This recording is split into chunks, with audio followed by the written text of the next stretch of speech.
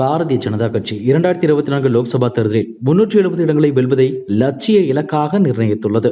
2019 விட 67 இடங்கள் அதிகம் வெல்வோம் என்று பாஜக தலைவர்கள் மேடைக்கு மேடை அறிவித்து வருகின்றனர்.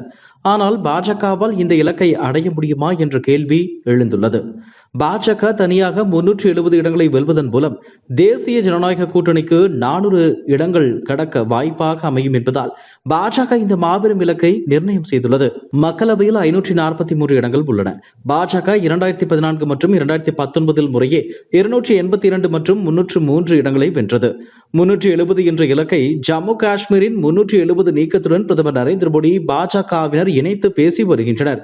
ஆனால் கடந்த முறை வென்றதிலிருந்து கூடுதலாக 67 இடங்களை சேர்ப்பது என்பது பாஜகவிற்கு மிகவும் கடினமான பணியாக இருக்கலாம். பாஜக மீண்டும் ஆட்சிக்கு வரும் என்று பெரும்பாலான அரசியல் ஆய்வாளர்கள் ஒப்புக்கொண்டாலும் 370 இடங்கள் என்பது அக்கட்சிக்கு மிகவும் கடினமான ஒன்றாகும். 2019 பாஜக வெற்றி பெற்ற மாநிலங்களில் எல்லாம் அதே மாதிரி வெற்றியை மீண்டும் பாஜக பதிவு செய்ய வேண்டும். கடந்த முறை குறைவான வாக்கு வித்தியாசத்தில் வென்ற இடங்களிலும் வெற்றியை உறுதி செய்ய வேண்டும். அதோடு இல்லாமல் புதிதாக 67 இடங்களை வெல்ல வேண்டும்.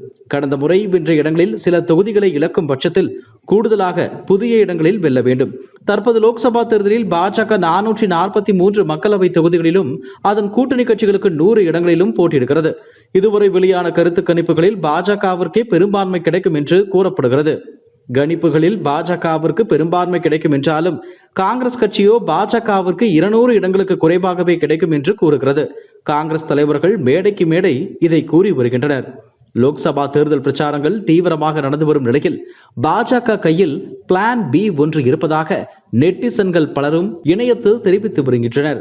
அதன்படி நிதின் கட்கரி, உத்தரப்பிரதேச முதலமைச்சர் யோகி ஆதித்யநாத் ஆகிய இருவரில் ஒருவரை பிரதமராக அறிவித்து கூட்டணி ஆட்சியை அமைக்க பாஜக முயலலாம் என்று நெட்டிசன்கள் கூறி வருகின்றனர்.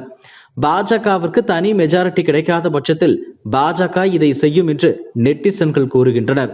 இவர்கள் இருவரும் நேற்று முதல் நாள் சந்தித்த நிலையில் இந்த விவாதம் எழுந்துள்ளது.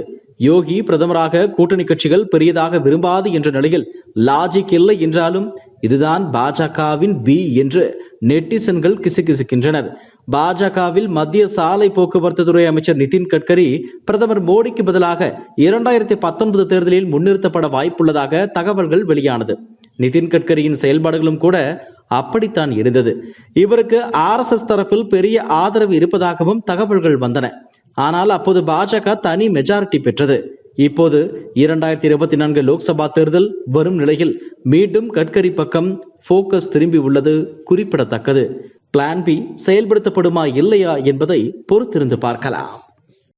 இதுபோன்ற செய்திகளை மேலும் தெரிந்து கொள்ள எங்களது யூடியூப், Facebook மற்றும் Twitter ஆப்களை சப்ஸ்கிரைப் செய்யவும்.